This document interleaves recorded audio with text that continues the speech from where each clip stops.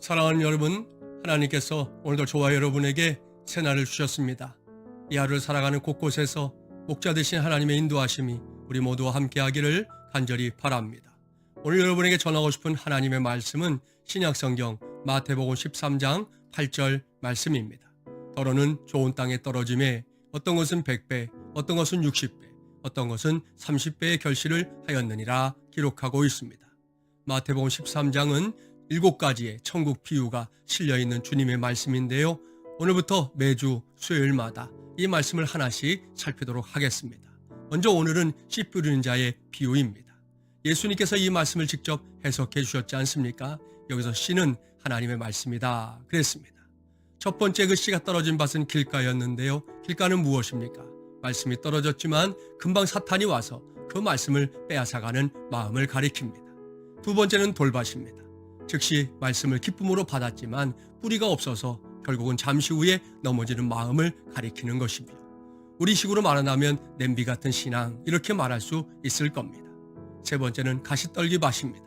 가진 염려와 걱정 때문에 말씀이 결국은 열매가 되지 못한 채 사라지는 그런 마음을 말하는 것입니다. 마지막 네 번째가 좋은 땅입니다. 좋은 땅은 무엇입니까? 말씀을 듣고 깨닫는 마음이다. 예수님께서 그렇게 말씀하여 주셨습니다. 여러분, 여기서 우리가 분명하게 받아야 할 교훈은 무엇입니까? 여러분, 씨에는 아무런 문제가 없습니다. 하나님의 말씀 자체는 그 어떤 문제도 갖고 있지 않다는 것입니다. 그 말씀은 진리요, 그 말씀은 언제나 우리에게 선포되는 하나님의 뜻이고 하나님의 생각이라는 말씀입니다. 중요한 것은 우리의 마음밭입니다.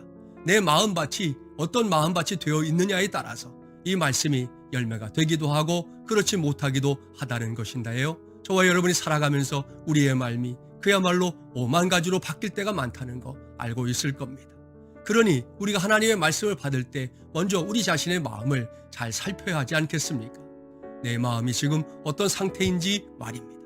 길가나 돌밭이나 가시떨기 밭으로는 결코 하나님의 말씀 우리에게 떨어질지언정 그 열매, 제대로 된 열매 거둘 수 없다는 것입니다. 하지만 우리가 좋은 땅으로 하나님의 말씀을 하나님의 말씀으로 듣고 받는 좋은 땅으로 준비만 되어 있다면 오늘 성경은 약속하고 있지 않습니까? 어떤 말씀은 100배로, 어떤 말씀은 60배로, 어떤 말씀은 30배로 결실하게 된다 말씀하고 있습니다. 오늘 이후 저와 여러분의 삶에서 하나님의 말씀이 이렇게 열매가 되는 말씀이 되기를 바랍니다.